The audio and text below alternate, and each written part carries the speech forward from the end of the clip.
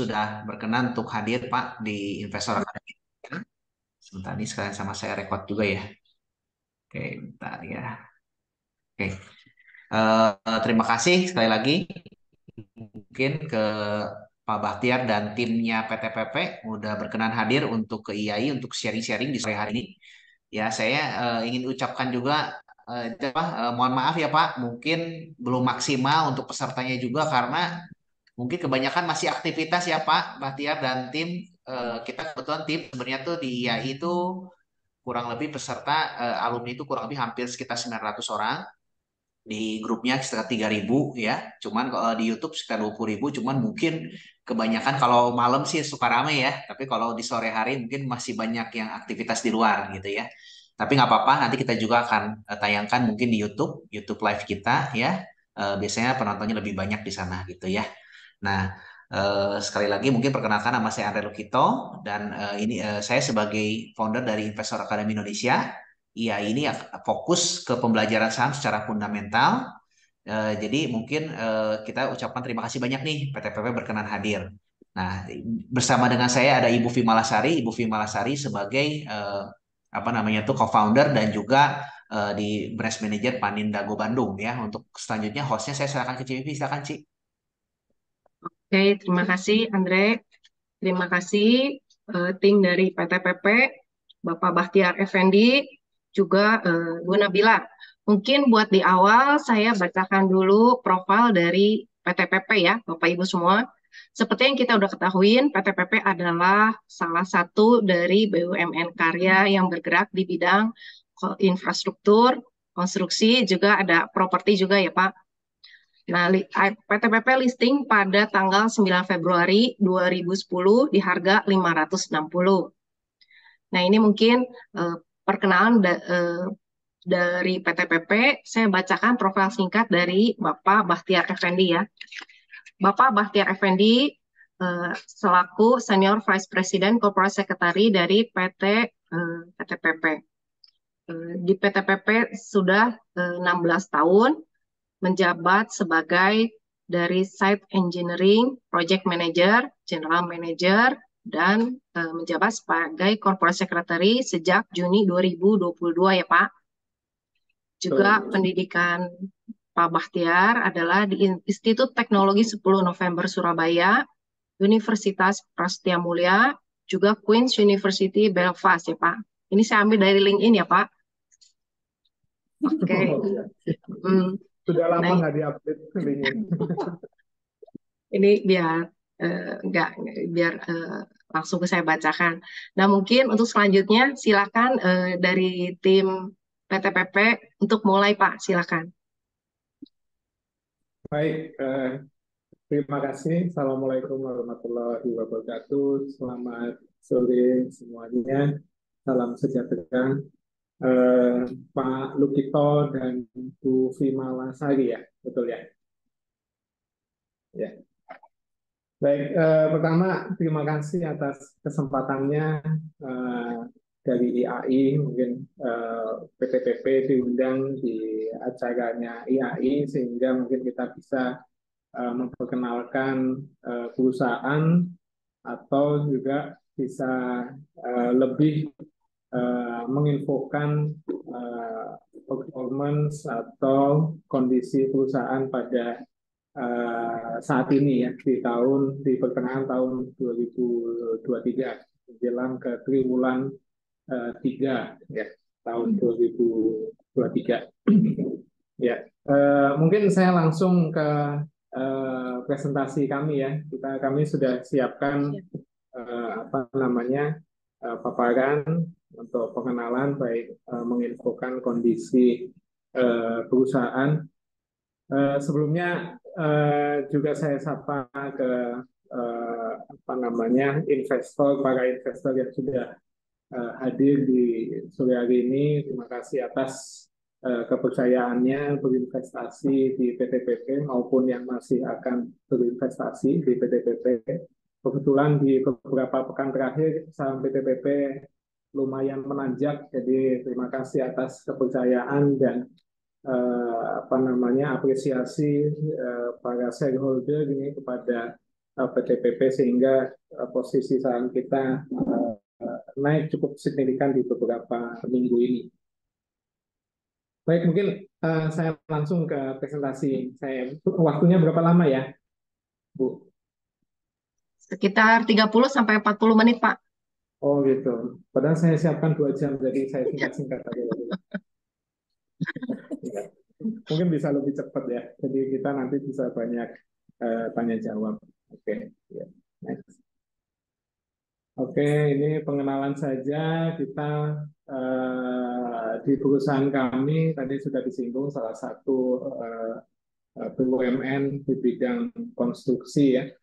Salah satu BUMN konstruksi yang bidang usaha kami memang saat ini tidak hanya di konstruksi, ada di investasi, selain di core business di konstruksi. Kita berusaha dari beberapa tahun lalu, bahkan sebelum COVID itu juga ingin mencoba bisnis di luar negeri.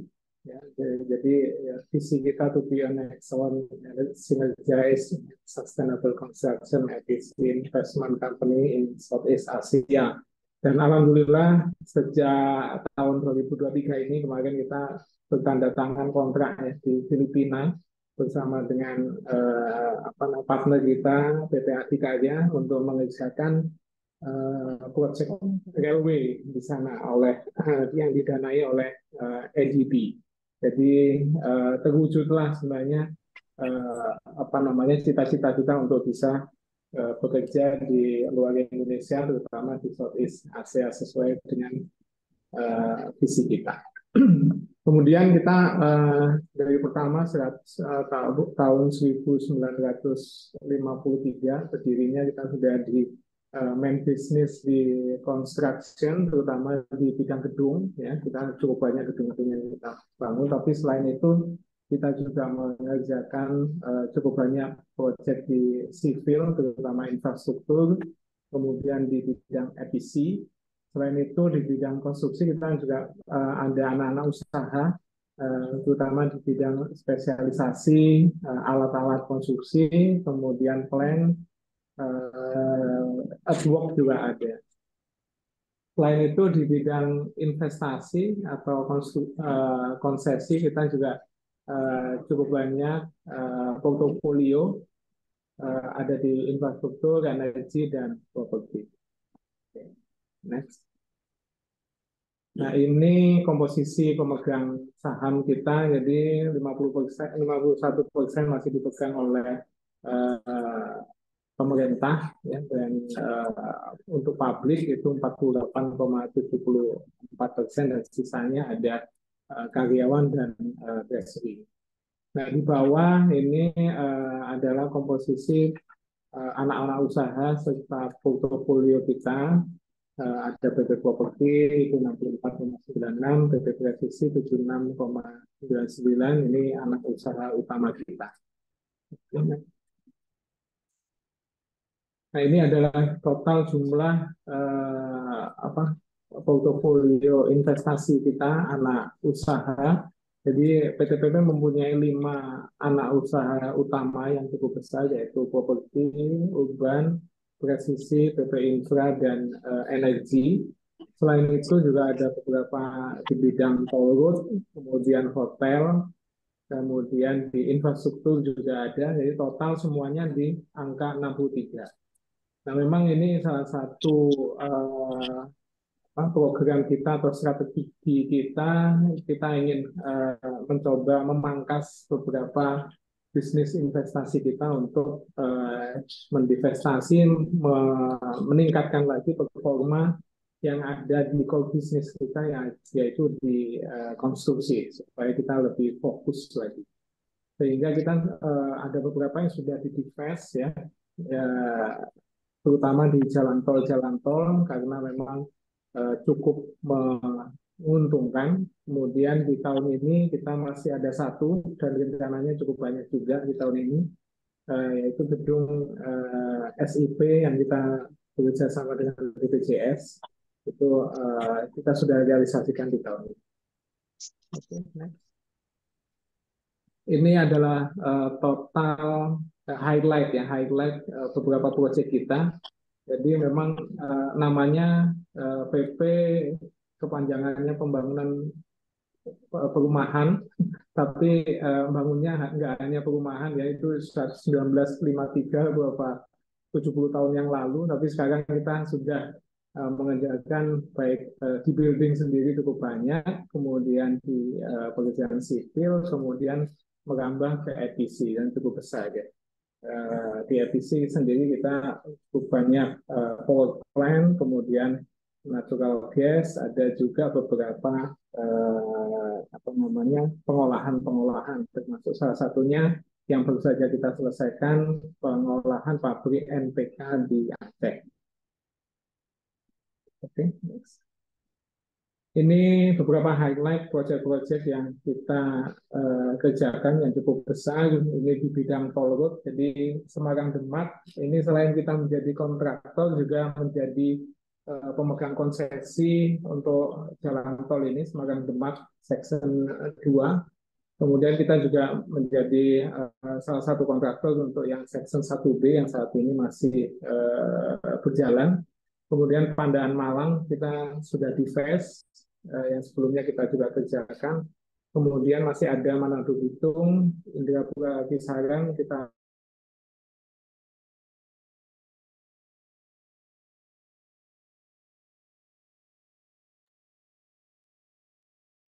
Suaranya tidak ada ya, Pak? Suara hilang, Pak.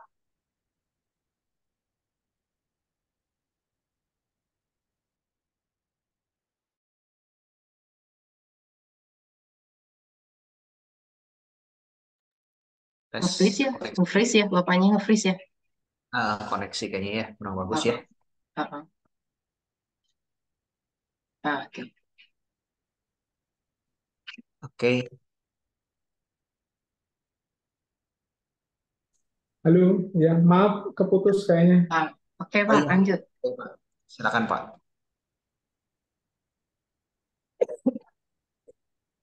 Iya, maaf keputus sedikit wifi-nya perpindahan. Tadi bagus. Oke, saya lanjut ya, Ya, silakan Pak. Bapak Ibu. Oke, ini salah satu spesialisasi kita, yaitu di bidang pelabuhan. Jadi portofolio di bidang pelabuhan kita juga cukup besar. Newport Container Terminal 1 yang saat ini baru saja berjalan di Tanjung Priok itu adalah salah satu produk kita, dan saat ini kita mengembangkan lagi untuk New Priok Container Terminal yang kedua dan ketiga. Kemudian Makassar Newport itu juga salah satu bidang pelabuhan kita yang cukup besar, nilainya sekitar 4 triliun di sana. Oke.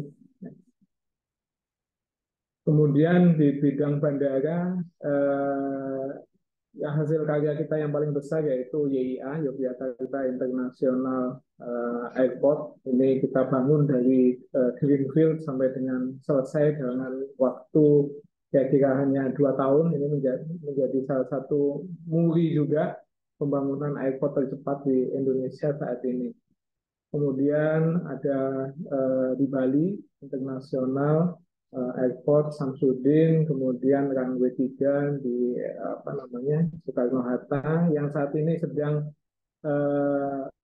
berjalan, yaitu ada di airport di Fakfak dan Aman Mineral yang masih berjalan. Kemudian ini gedung-gedung bidang bangunan gedung yang produk kita tentu saja sangat-sangat banyak. Dari portofolio awal PT PP yaitu Hotel Indonesia dan Menara Nusantara, itu adalah produk pertama kita, high rise building bahkan di Indonesia mungkin itu adalah produknya PT PP. Yang saat ini sedang berjalan yaitu IT Mandiri Building di seberangnya Park ya, Central Park ya, Central Park di Grogol itu akan kita selesaikan di tahun ini. Juga beberapa stadion seperti Papua, kemudian ada di Balikpapan itu juga dari PTTP. Kemudian di bidang EPC tentunya cukup banyak power plant. Saat ini yang sedang berjalan ada di LJMP Balikpapan, ada transmisi gas bumi, pemipaan gas bumi dari Cirebon ke Semarang, kemudian PLTU Sulut satu, kemudian PLTU Timur itu satu paket juga. Dengan yang sulit ini saat ini kita akan selesaikan di tahun ini. Yang baru saja kita selesaikan proyek NPK yang ini kita juga dari nol sampai dengan selesai menghasilkan produk pupuk NPK, kita diresmikan di bulan Februari yang lalu. Oke, ini adalah beberapa highlight untuk kinerja kita di tahun 2023 ini. Jadi sampai dengan bulan Agustus, new kontrak kita atau kontrak baru kita di tahun ini sudah mencapai 22,5 triliun.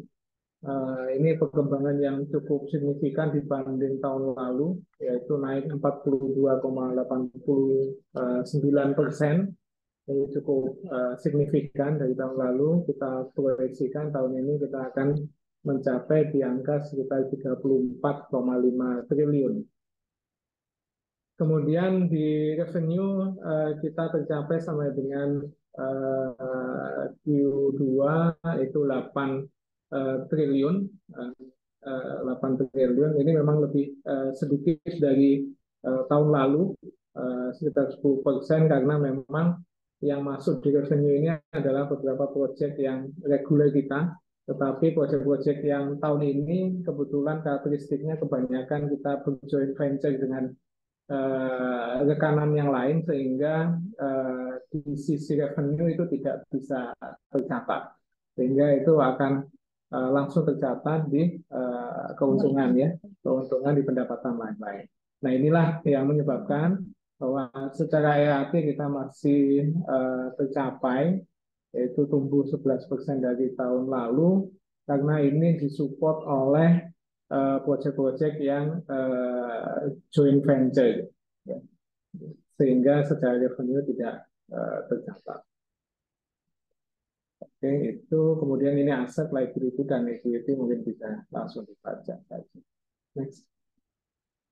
Kemudian untuk shareholder structure kita yang tadi sudah dijelaskan ada 51%, kemudian foreign kita cukup besar dibanding teman-teman karya P3 yang lain, yaitu 10%, ada institusi 14%, dan individu juga cukup banyak, 27%. Ini apa namanya, proyek yang ongoing kita secara lokasi, ya.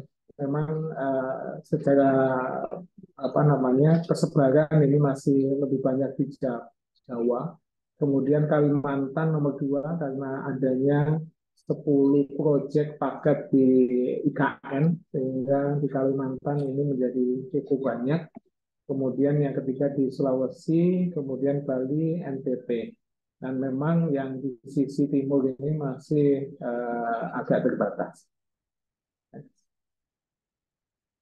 Ini beberapa highlight proyek strategis nasional yang kita kerjakan.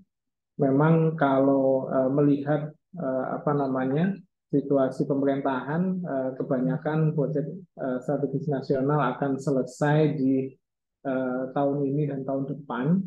Terutama IKN akan kebanyakan akan selesai di tahun depan. Jadi progresnya untuk beberapa proyek strategis nasional ini cukup tinggi. Nah, ini mungkin yang apa namanya yang masih kecil-kecil, ini adalah proyek-proyek yang memang membutuhkan waktu yang lama, seperti bendungan. Kemudian ada smelter, jadi di Vale Kaudopi kita juga mempunyai proyek yang cukup besar, sekitar 2,6 triliun. Ini apa namanya akan kita kerjakan sekitar 3 tahun ya, sehingga kita juga punya modal pekerjaan, jadi total order book kita itu sampai dengan Juni ini total 60 triliun, jadi itu mungkin akan kita kerjakan selama 3 sampai 4 tahun. Kemudian ini untuk new contract komposisinya. Jadi kebanyakan kita masih di government, kemudian ada private juga, itu posisi yang paling besar private ya, private 45%, kemudian government ini untuk tahun ini saja ya. Jadi kebanyakan itu karena di Filipina.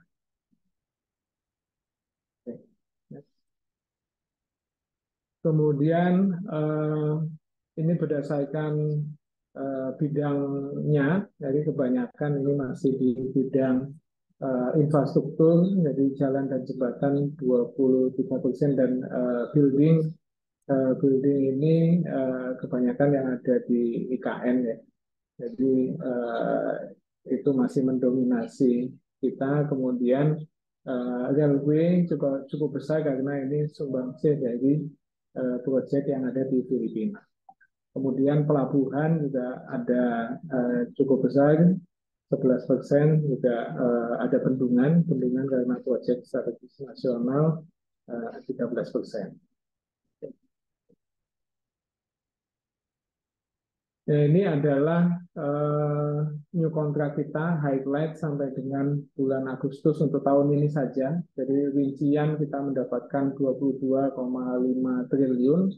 Jadi sebagian besar dikontribusi oleh railway yang ada di Filipina, totalnya sekitar 3,4 triliun. Kemudian beberapa jalan tol, dan ini juga kontribusi yang lumayan besar juga oleh IKN yang masih ada beberapa paket-paket pekerjaan yang ditenderkan di tahun ini, tetapi harus selesai di tahun depan, sekitar 2,5 triliun. Nah, ini kita coba meng-highlight sedikit mengenai IKN. Jadi ini adalah peta IKN yang tentunya cukup banyak program yang disusun oleh terutama di PUPR ya, yang akan diselesaikan sampai tahun 2024. Jadi isunya dari PUPR sekitar anggarannya 30 triliun. 35-an ya, 35 triliun. Oke, nah. Ini adalah pengembangan IKN, jadi yang dikembangkan saat ini masih di posisi nomor 1 sebenarnya, tapi ini cukup besar juga untuk kedepannya. Jadi PTPP sendiri di IKN ini ingin menjaga eksistensi perusahaan, mengikuti segala strategi yang ada di IKN agar kita selalu bisa mendapatkan proyek-proyek di IKN. Oke. Nah, ini adalah portofolio PP yang proyek-proyek yang dikerjakan saat ini. Totalnya 5,5 triliun dengan total proyeknya ada 10. Nah, ini rincian proyeknya ada 10 proyek. Yang paling baru kita dapatkan yaitu rumah susun IKN ya, totalnya 1,2 triliun. Nah, yang kedua yang ingin kita highlight adalah KITB, kawasan industri terpadu Batang. Nah, ini adalah salah satu portofolio kita baik di investasi maupun di konstruksi. Jadi di sini kita awalnya menjadi leader dari konsorsium investasi sampai dengan awal tahun lalu, awal tahun ini. Kemudian pemerintah menambahkan PMN untuk menginjek equity melalui KIW, sehingga saat ini kita menjadi member ya. Tetapi harapannya adalah untuk proyek-proyek secara konstruksi yang ada di KITB itu bisa dikerjakan oleh PT PP. Nah, ini adalah perkembangan di KITB sendiri. Jadi total area masih cukup besar ya, 4.300 yang saat ini dikembangkan masih 450 hektar, jadi masih cukup besar dan kita ada di sana menjadi salah satu pemegang saham di KITB. Nah, ini beberapa perkembangan tenan-tenan yang sudah masuk di KITB.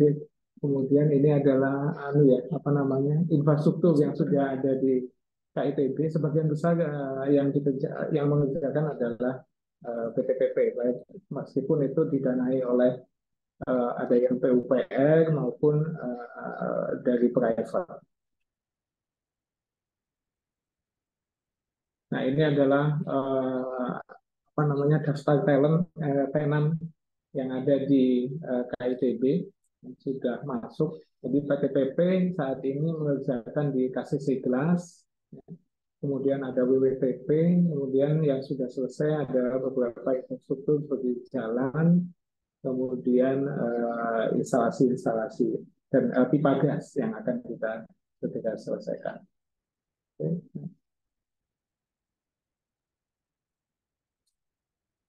Ini tadi proyek-proyek yang kita kerjakan, baik itu di KCC Glass, kemudian jaringan gas, ada IPAL juga oleh PUPR, kemudian ada rumah susun.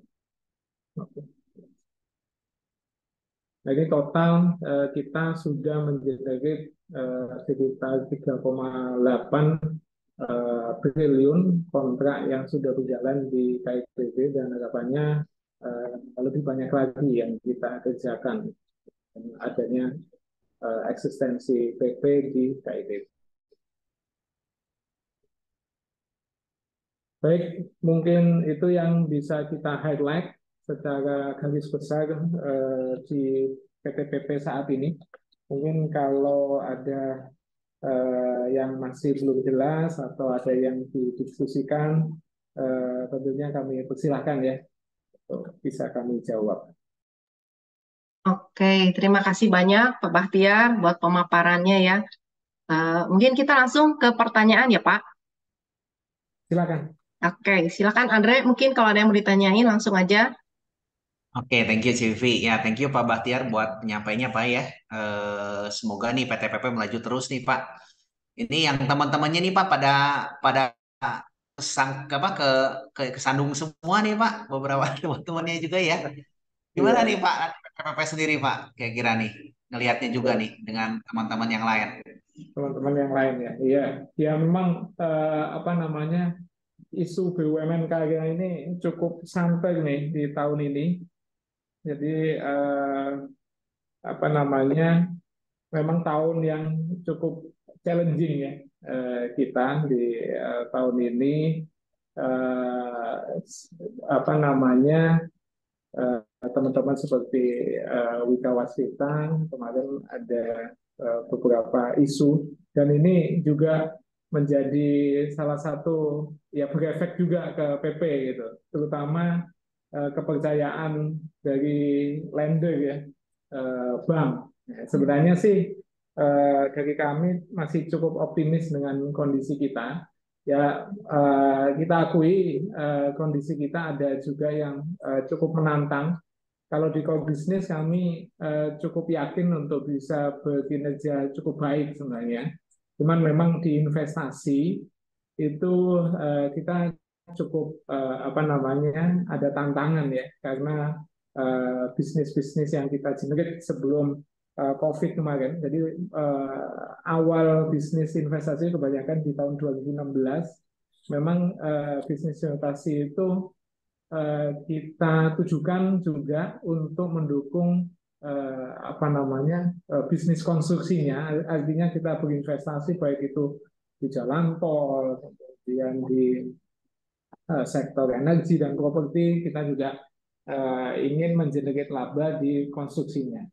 Tetapi karena tiba-tiba ya ada masalah COVID dan sebagainya, itu bisnis-bisnis ini memang cukup berat. Yaitu yang memang menyebabkan kalau di PP kita tantangannya ada di sana. Sehingga kita tahun ini strategi kita adalah strengthening core business dan streamlining portfolio. Artinya kita ingin men-streamlining apa namanya bisnis investasi kita yang agak cukup berat karena kondisi ekonomi ini supaya tidak terlalu membebani perusahaan secara holding. Gitu. Tapi kita yakin yang bisnis konstruksinya kita running well. Oke. Oke, thank you nih Pak atas jawabannya ya Pak ya. Nah, kalau dari project sendiri nih Pak, kepercayaan dari project sendiri memang banyak yang jadi akhirnya kondisinya justru malah jadi tadi banyak sih ya project-project sih masih banyak ya Pak. Tapi dengan isu ini Pak jadi ada hambatan nggak ya Pak? Ya, memang terutama tadi itu ya bahwa yang agak challenging itu ketika ada beberapa isu BUMN karya, kemudian pihak lender atau bank ini mengeneralisasi gitu, mengeneralisasi sehingga sebenarnya pada apa namanya secara operasional kita tidak begitu Salah. bermasalah sebenarnya ya tidak begitu bermasalah, tapi prosesnya aja yang sedikit lama gitu untuk meyakinkan bahwa kita ini nggak Perlu apa-apa effort ya gitu. Pak.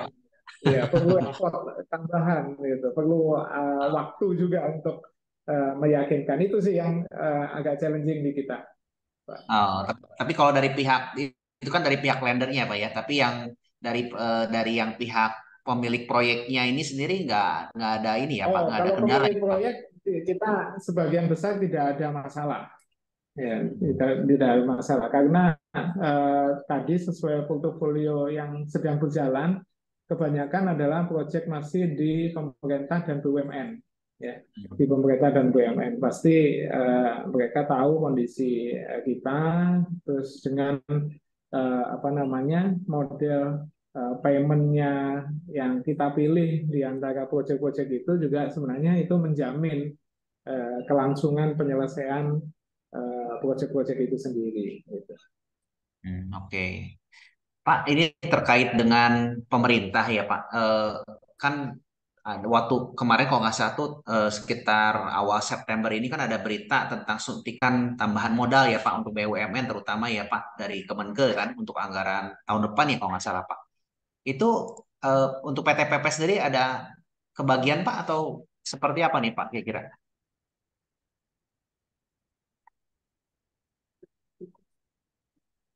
Putus ya?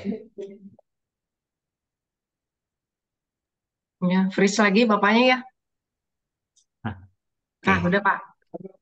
Ya, Tadi maaf ini putus. tadi Oh iya, keputus sedikit nih. iya oke Pak. Maaf bisa diulang. Jadi Ya. ulang ya Pak ya. Ini terkait anggaran kan kalau nggak salah tuh sekitar awal September saya ada baca berita ya tentang tambahan anggaran dari Kemenke ya Pak, dari pemerintah nih Pak untuk tahun depan ya kalau nggak salah berapa triliun ya. Nah itu untuk PT PP sendiri ada seperti gimana nih Pak kira-kira Pak? Apakah justru jadi limpahannya banyak ke PT PP Pak mungkin tambahan anggarannya atau seperti apa nih kira-kira? Ya, jadi memang kita lihat anggaran untuk infrastruktur itu setiap tahun naik ya, kecuali waktu COVID kemarin kita mungkin kebanyakan di masalah apa kesehatan gitu ya dipotong. Jadi apa namanya kita optimis sih sebenarnya juga apa dengan tumbuhnya apa namanya anggaran infrastruktur ini APBN kita yakin bisa tumbuh lagi tahun depan ya. Melihat yang pengalaman tahun lalu dan tahun ini.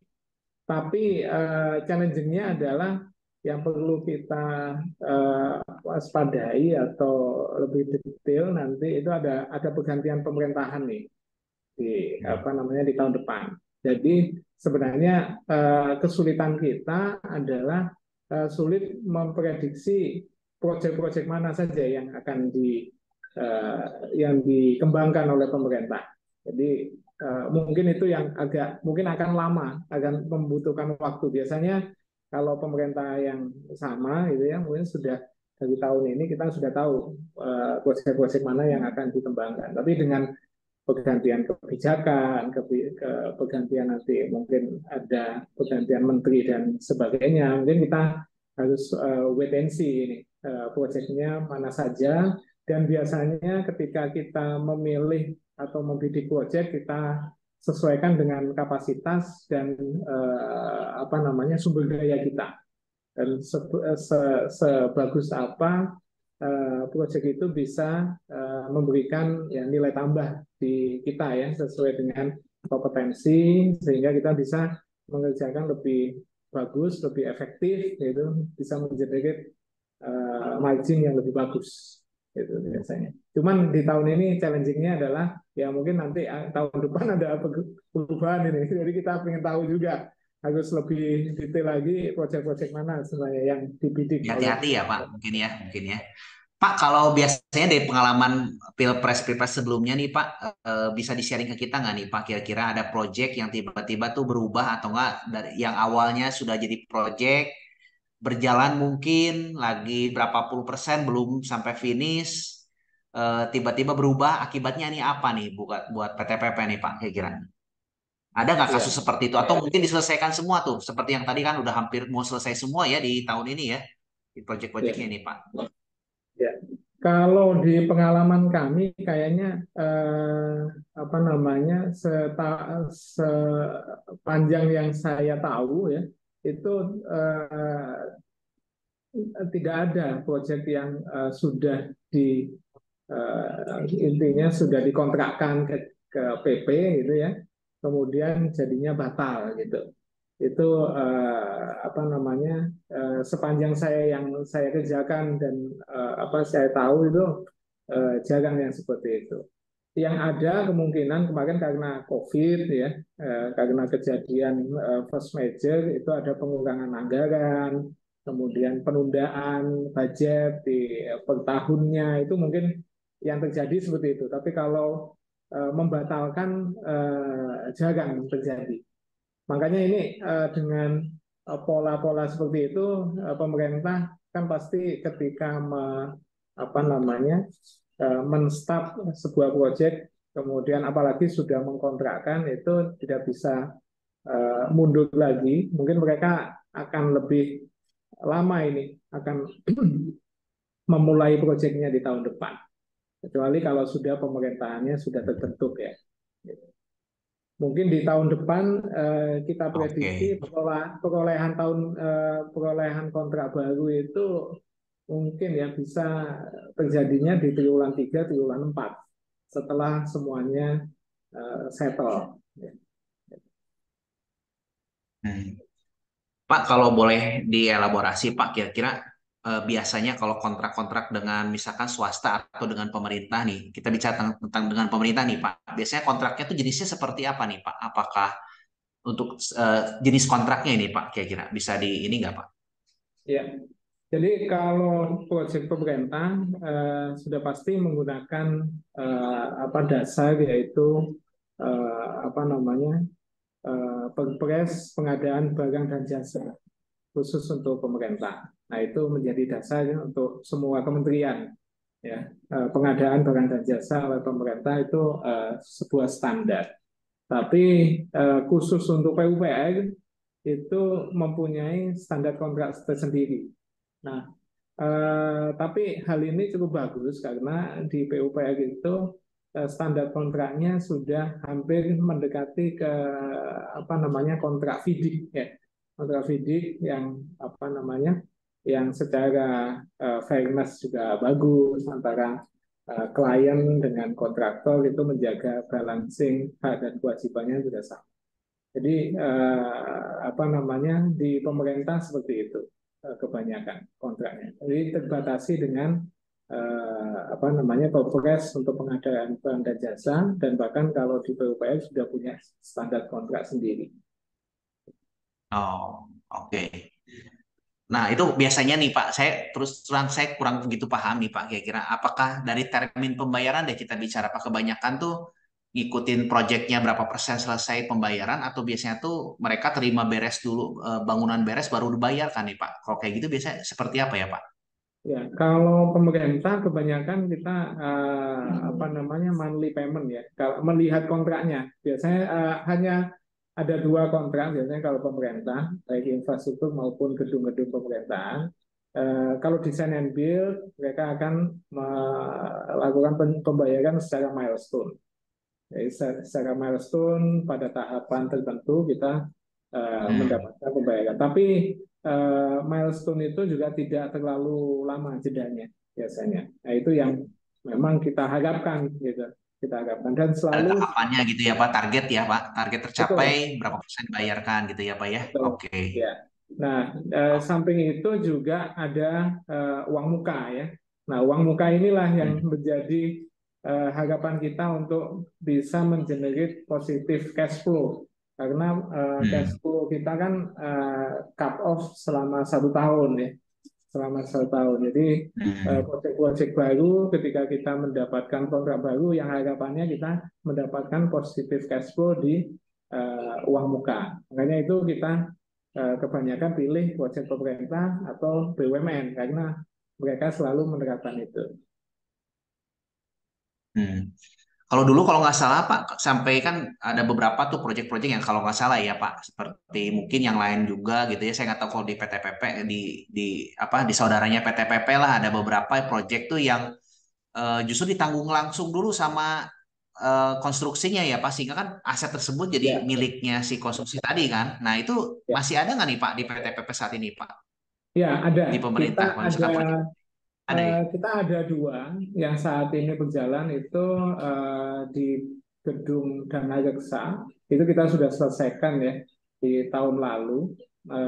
Itu proyeknya memang proyek apa namanya BOT ya BOT. BOT kita mendapatkan konsesi selama 30 tahun. Yang baru saja kita mulai yaitu gedung BSI. Nah, ini kebetulan sebelah-sebelah nih di Jalan Merdeka Timur ya, Hmm. ya Medan Merdeka. Nah, kenapa kita pilih meskipun kondisinya tadi ya bahwa kita harus apa namanya memodali dulu secara cash flow karena memang secara bisnis itu juga bagus gitu. Jadi seperti yang ada di Dana Reksa saat ini, kita masih hampir mau jalan setahun, ya tingkat okupansinya sudah 90%. Karena kita tahu pasti di situ secara proyeksi cukup bagus untuk apa namanya perkantoran, apa namanya nanti minat orang juga cukup banyak. Ya. Nah, jadi secara laba dibandingkan dengan jumlah ya biaya working capital ya, working capital, bunga pinjaman dan macam-macam itu masih oke. Nah, satu lagi yang BSI Hmm. juga sama. Kenapa kita jalankan? Karena kalau BSI itu captive market. Jadi ketika kita BOT selesai, nanti akan langsung ditempati di book oleh grup BSI. Gitu. Jadi bisnisnya kita bisa jamin meskipun itu kita melibatkan pendanaan. Tapi apa namanya ketika kita selesai pendapatan itu juga sudah bisa dijalankan untuk mengcounter biaya working capital yang nanti membebani kita. Oke, jadi dapat revenue ya Pak, jadi dari BSI contohnya Pak untuk gedung BSI sendiri Betul. ya Pak, sewa lah ya kita bicara ya Pak. Oke, Sewa. nah Ya. biasanya tuh kalau dihitung dari modal bangunan sendiri Pak, ada hitungan nggak Pak? Biasanya kan pasti menghitung dong. Biasa itu bisa balik modal berapa lama Pak? Dan itu ya Pak, kira-kira.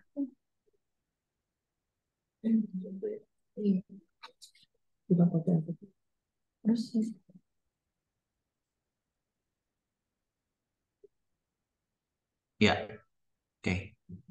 Tadi suara saya jelas Pak, mungkin?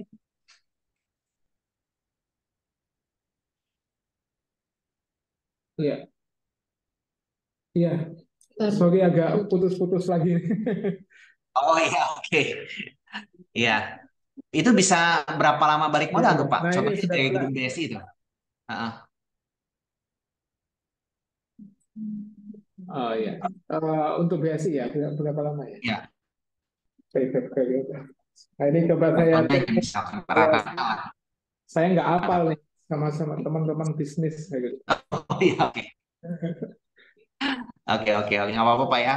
Kebetulan di sini kan fundamental, jadi kita juga pengen tahu nih, Pak, dari proyek-proyek BSI ini tuh salah satunya kan ada yang BOT tadi ya, kita Oke. sebut ya, Pak. Ya, Itu kan lumayan tuh pasti ya, gitu kan. Untuk modalnya kan nggak kecil ya, Pak. Gitu. betul. Nah, Pak, dari saya mungkin ada dua pertanyaan terakhir, Pak. Untuk utang dulu deh. Utang sendiri, Pak, ini ada rencananya kan tadi kan berapa di investasi gitu ya. Investasi tol ya, kalau nggak salah tadi kan yang sebutkan ya. Nah, itu rencananya buat ke utang. Kan utang sendiri kan cukup besar ya masih. Biarpun PTPP termasuk yang paling ini ya. Paling di antara saudara yang lain ya Pak. Cukup hati-hati ya. Tapi biarpun hati-hati juga lumayan besar ya Pak. Untuk Saya. obligasi maupun bank itu rencananya seperti gimana nih, Pak? Untuk divestasinya berapa? Bisa pengurangan berapa? Targetnya seperti gimana nih Pak? Kira-kira. Ya, jadi untuk utang ini seperti yang saya info tadi di depan, memang kita cukup banyak terbebani itu karena bisnis investasi kita ya. Terutama yang lagi cukup challenging ini paling besar Paretonya ada di properti, gitu. Jadi di PP Hmm. properti. Apa namanya persediaan di PP properti ini lumayan besar ya. Jadi lumayan besar karena tadi itu kita lumayan apa namanya ekspansif di kira-kira sebelum COVID karena seperti kita tahu bisnis properti di tahun 2016 sampai 2018 itu benar-benar apa namanya tinggi sekali ya. Waktu itu saja kita masih booking lahan masih di pagar PTPP properti sudah pada booking gitu. Jadi memang waktu itu luar biasa.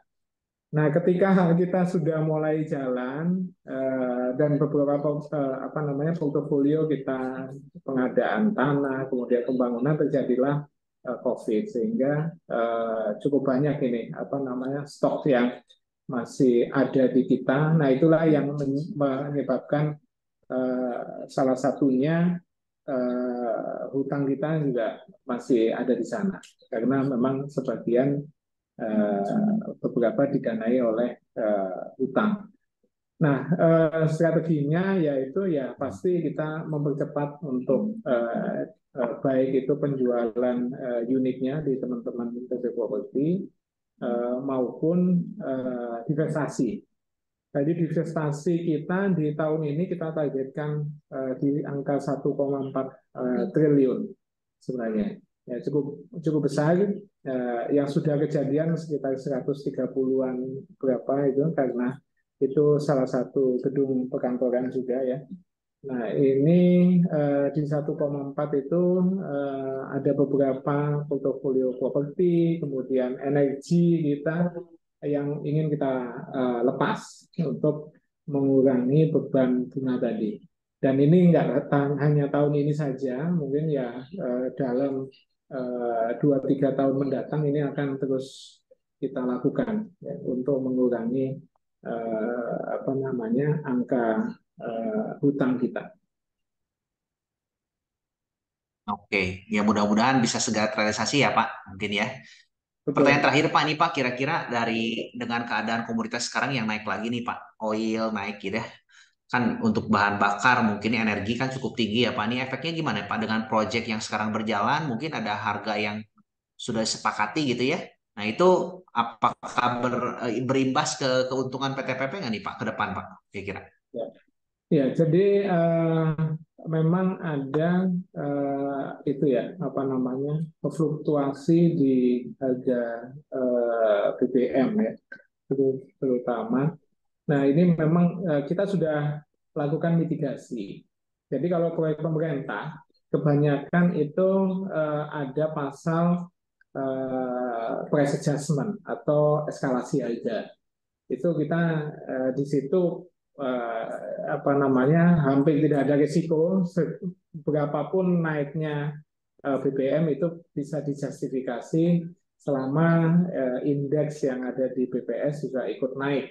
Sebenarnya itu kalau proyek pemerintah. Begitu juga BUMN ya, BUMN sebagian juga meskipun mereka BUMN, tapi sebagian besar juga menyadur apa namanya kontrak pemerintah, sistem pengadaan barang dan jasa pemerintah yang menggunakan ini apa namanya standar yang ada price adjustment-nya. Nah, tapi memang tidak semuanya, itu sebagian besar. Nah, sebagian kecil yang memang itu ada di private sector atau BUMN yang tidak mengakomodir atau bahkan yang sistemnya yang turnkey tadi, itu kita pengadaannya itu sudah menggunakan kontrak payung. Jadi kita di awal sudah berkontrak dengan vendor, artinya apa namanya waktu kita mendapatkan proyek itu, di saat itu juga lah kita mengikat harga dengan vendor-vendor kita. Nah itu di situ memang ada risk yang memang apa namanya di value-kan ya, seperti apa namanya mereka membuat apa itu kalau fluktuasi kurs itu di hedging dan macam-macamnya ya, semacam itu yang berjalan. Memang sih ketemunya secara apa namanya secara biaya ya, biaya produksi itu memang lebih tinggi, tapi itu adalah salah satu mitigasi risiko yang kita lakukan untuk mengikat harga. Jadi itu apa namanya risk management yang memang diminta yang dilakukan jika ada project multi years dan tidak ada pasal untuk kita bisa melakukan price adjustment. Jadi sebagian besar sih terkendali. Jadi seperti tahun lalu lumayan apa fluktuasi dolar, fluktuasi apa namanya BBM, ya sebagian besar bisa dikendalikan. Ya ada di kita mendapatkan price adjustment dari pemerintah. Oke, sip. Mudah-mudahan bisa terus terkontrol dengan baik ya Pak. Thank you banyak nih Pak Batiar atas jawabannya nih Pak. Keren banget. Civivi mungkin saya balikan sih. Oke, thank you Andre. Pak, saya mau tanya Pak, kan ini kalau kita lihat ya, PTPP dibanding saudara-saudaranya ada Wika, Adi, Waskita. Kenapa PTPP kalau dilihat-lihat punya paling mending gitu dibanding yang lain, Pak? Kelebihan apa yang PTPP punya sehingga bisa kayaknya masih kalau lihat juga kan valuasi masih lebih menarik dibanding yang lain ya, Pak? Iya, Itu iya. sih, Pak. Jadi kekuatan kita ada di core business sebenarnya.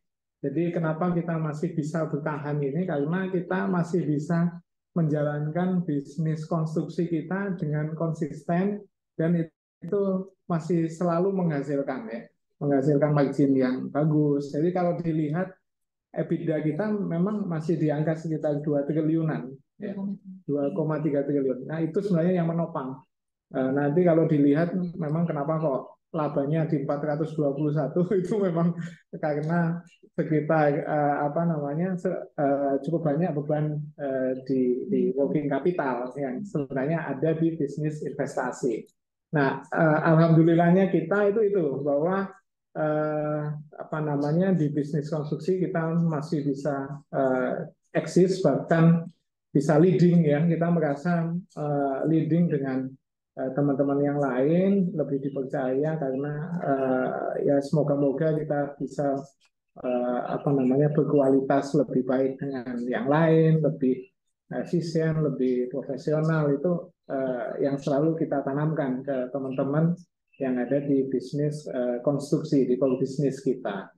Nah, memang tadi itu perlu sedikit treatment memang untuk yang bisnis investasi yang membebani ini. Jadi alhamdulillahnya kalau di PP itu kita bisa mengamankan satu di konstruksi kita ya, kurang lebih kita bisa berjalan apa namanya sesuai dengan jalurnya. Memang tugas-tugas kita ini yang ada di investasi. Jadi kita sudah bisa mengotakkan sehingga kita bisa berstrategi di situ. Nah, mungkin yang di teman-teman lain ya kurang tahu juga ya di dalamnya seperti apa. Apakah memang ada beberapa yang karena penugasan ya, penugasan dengan portofolio jalan tol yang lebih banyak, teman-teman Wika mungkin ada kegiatan di apa namanya kereta cepat itu yang cukup membebani. Sedangkan kalau di PP kita tidak ada penugasan sebenarnya. Selain KITB ya, KITB kita penugasan ada satu di KITB. Oke, tugas negaranya mungkin lebih ringan dibanding yang lain ya, Pak? Iya, gitu. Iya, mungkin Nah, ini ditambahkan Mbak Amel. saya Oke, tambahkan. silakan. Nah, untuk yang tadi, yang KITB itu juga walaupun kita investasi di sana, tapi menjadi opportunity untuk kita karena kita punya market untuk sektor konstruksinya. Nah, kemudian yang jadi kekuatan PP juga yang kedua yang tadi sudah sempat dimention oleh Pak Effendi yaitu di order booknya kita. Jadi di tahun 2022 itu kita udah achieve new contract itu totalnya 31 triliun. Kemudian di tahun ini kita menargetkan kontrak kita 34,5 triliun dengan realisasi sampai dengan Agustus itu 22,5 triliun which is sudah mencapai 65%. Nah, kenapa ini menjadi kekuatan? Karena seperti yang tadi sudah menjadi concern dari Pak Lukito bahwa nanti di tahun pemilu itu pasti kita cenderung ini ya wait and see untuk kontrak-kontrak baru.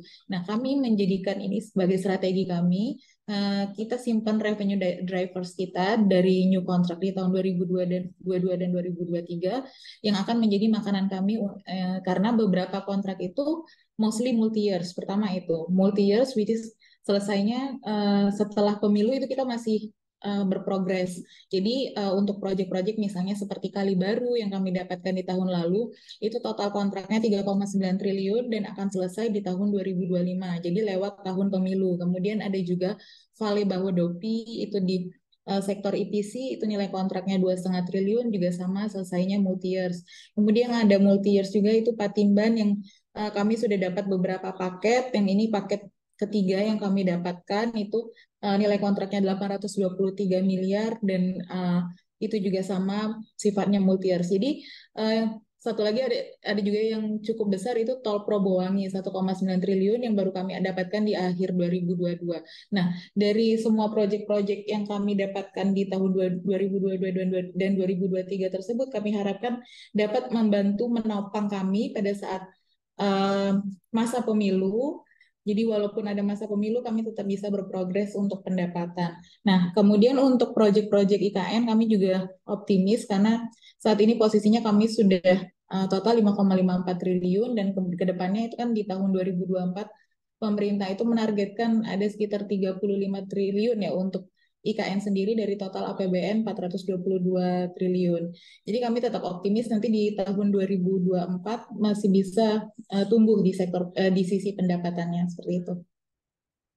Oke, jadi ada tabungan income gitu ya, Bu ya? Betul. Oke, ini mungkin yang bisa. Ya, Pak? Lumayan banyak tabungan. Tinggal murah celengan ya, Pak? Bongkar celengan. Nah, ini saya bacakan pertanyaan ya, Pak. Ada pertanyaan dari sebentar. Oh, ini tadi Pak Ivan, kontrak yang didapat sampai berapa menjadi pendapatan tergantung ini tadi udah dijawab ya, Pak. Terus, Pak, sudah ada anchor tenan di Batang dari Cina kah? Apakah BYD ada plan untuk jadi tenan di Batang, Pak? BYD itu apa ya? BYD apa ya? Sudah terkontrol ya. BYD Pak, Teslanya China Pak. LG Chem. Ya, LG Chem itu sebenarnya kita sudah MOU ya. Cuman dari sananya yang masih belum. Realisasi sama konsorsium yang baterai ini. Masih apa namanya? Masih proses Ya, di finalisasi. finalisasi di konsorsium LG-nya. Tapi kita sudah MOU untuk mengerjakan proyek LG Chem jadi di Batam. Ya, kalau yang BYD itu belum masuk ke tenant list, tapi yang sudah terkonfirmasi yang LG Chemical itu. Dan itu sekarang finalisasi dengan yang Indonesia Battery Corporation itu, IBC. Yang BYD mungkin belum jadi eh, apa namanya masuk ke tenan ya kayaknya. Karena di database kita belum ada namanya BYD.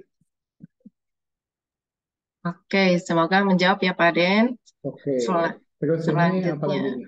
Net profit margin. ya, pertanyaan dari Pak Tony Niko. Net profit margin perusahaan konstruksi termasuk kecil. Apa yang strategi PTPP yang dilakukan untuk net profit tersebut membaik, Pak? Ya, jadi memang ya itu salah satu karakteristiknya apa namanya bisnis konstruksi ya.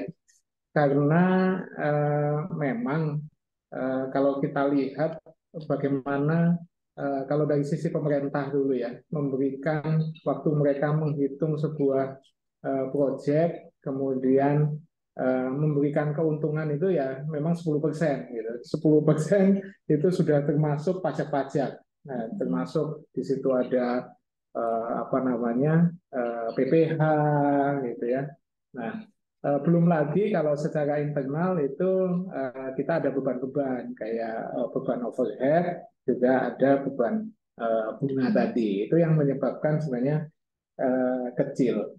Tapi sebenarnya kalau secara di PP sendiri ya, kalau tadi dilihat EBITDA-nya sekitar masih apa namanya 2 triliunan, ya sebenarnya kita agak konsisten di menjaga margin konstruksi itu di angka sekitar di 8-10% gitu. Mungkin 7,5-10%. Kita selalu menselektif memilih proyek-proyek yang kita bisa meraih laba sekitar segitu.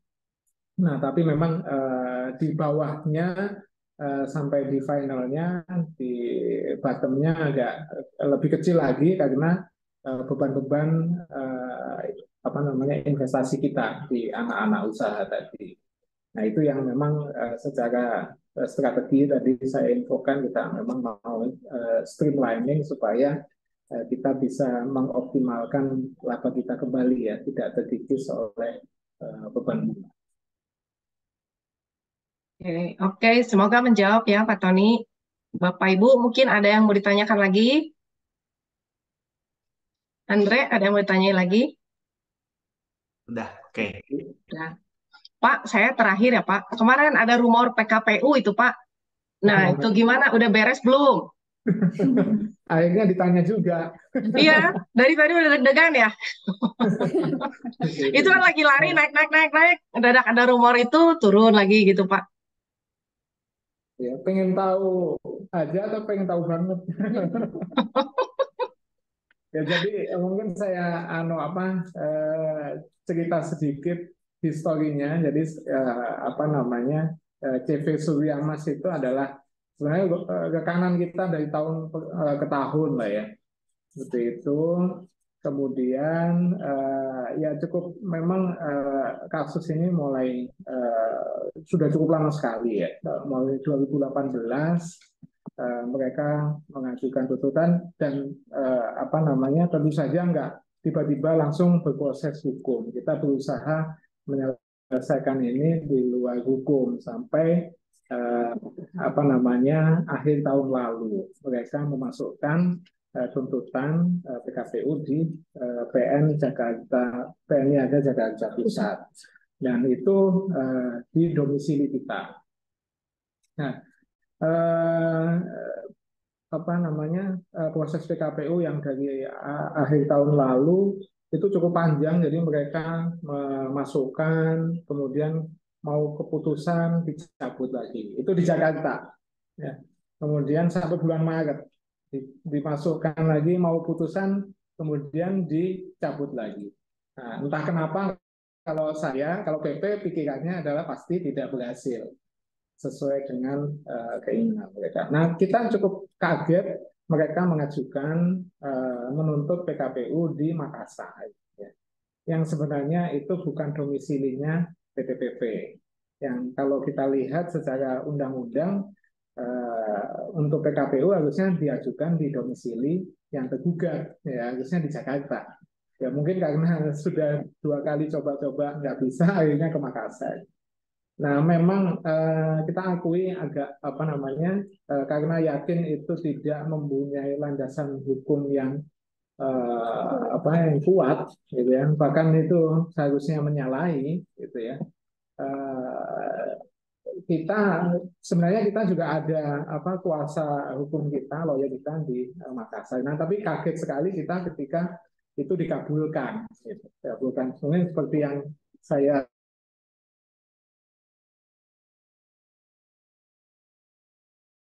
Pak, hilang lagi suaranya, Pak. Pak, hilang suaranya, Pak.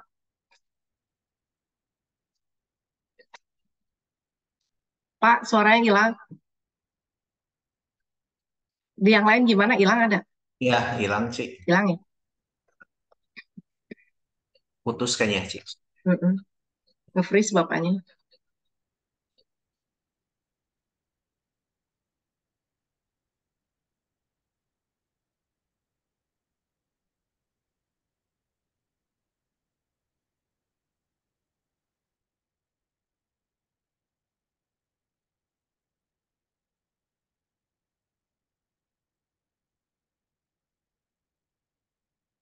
Tunggu sebentar ya, mungkin masih nggak ini internetnya kali ya. Saya juga ini baru agak nge-lag, Cik. Internetnya kacau.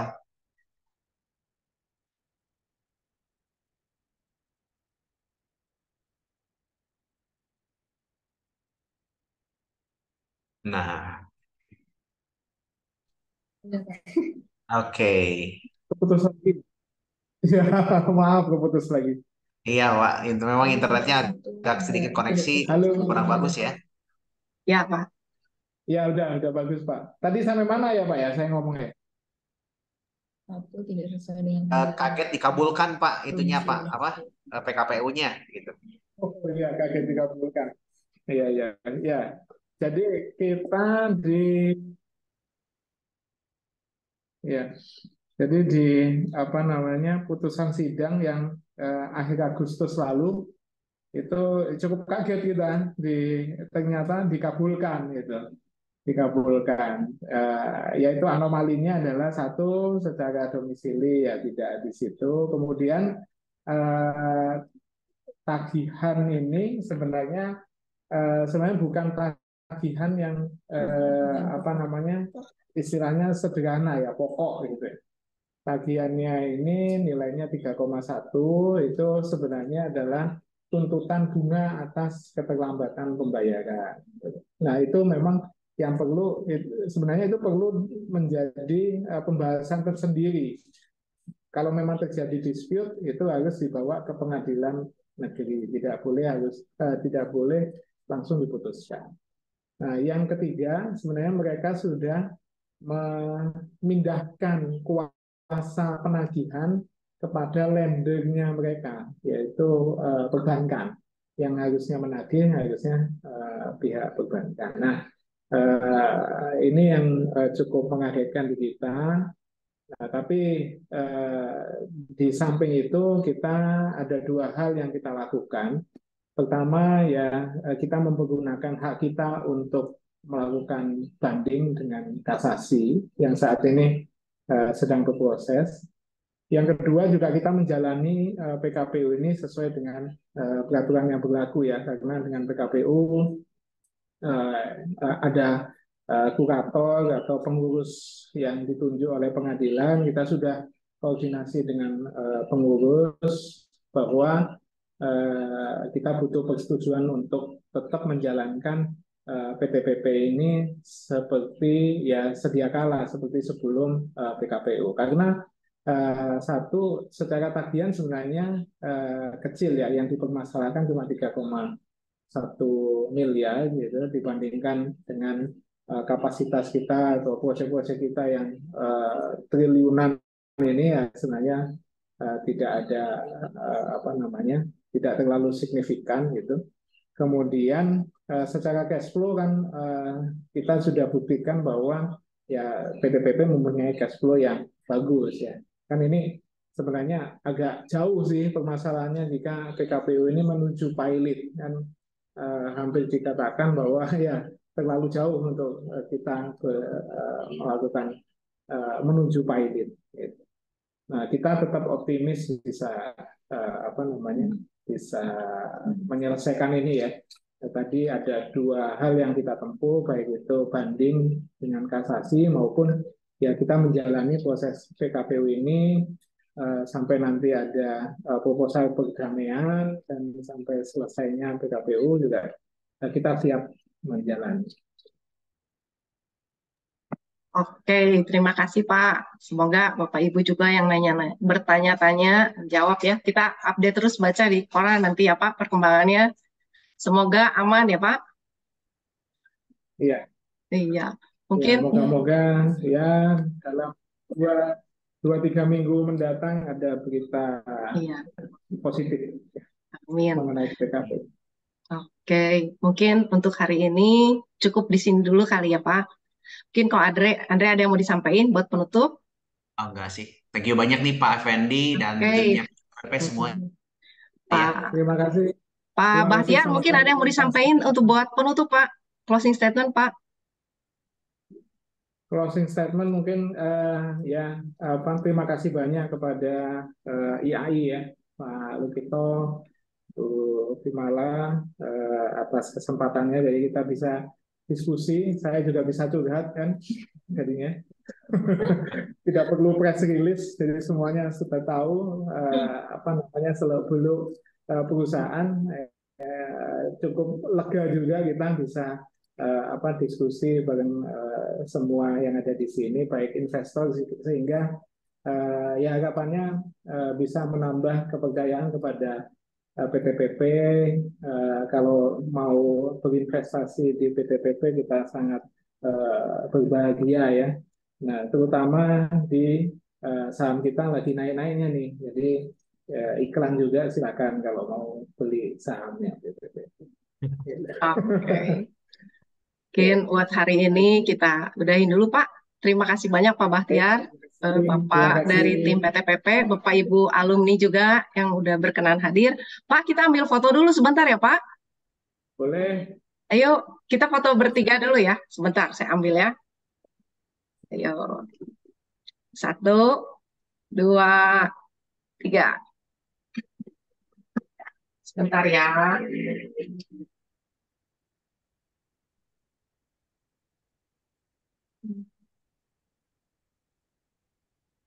Teman-teman yang mau ikutan foto silakan mungkin di open ya. Ya, Bapak Ibu yang lain silakan open cam, kita foto bareng ya.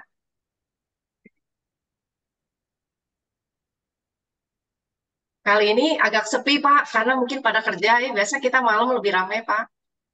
Iya.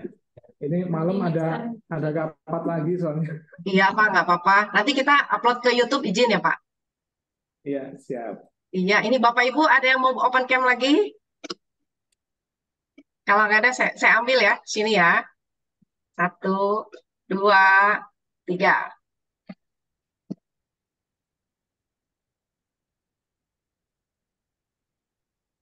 Oke.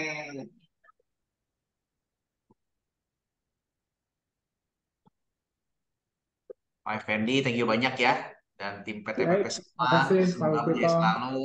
Terima Terima kasih banyak ya, Bapak Ibu. Kita pamit ya. Pamit dulu Bapak Ibu semua ya. Pak, mungkin kalau ada updatean ya, kalau misalnya ada berita yang signifikan gitu, kira-kira nanti kita ketemu lagi ya Pak. Siap. Oke, masih banyak ya. Saya pamit, selamat weekend semua. Bye semuanya ya. Dadah. Bye.